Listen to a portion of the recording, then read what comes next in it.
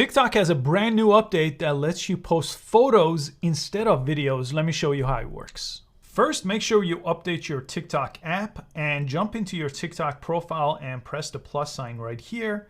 And then you'll get access to your camera. This is my front-facing camera here.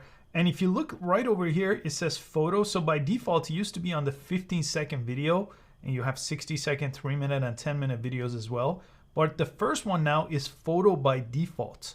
So all you need to do is take a picture here, or you could press upload. And then it's going to bring you to this page as soon as you take a picture. You could actually add music here. This is basically a picture, but it's going to be uploaded in kind of a video format where you could have music to it. So I just have mine on mute, but you could add music. You could remove the music with the X option here. But you have all the different options. So you could actually edit the audio, for example, and record voiceover if you wanted to this picture. Or you could add stickers, effects, and filters as well. You could also add text like you could with videos, and pretty much all the options available here. And go to the next page.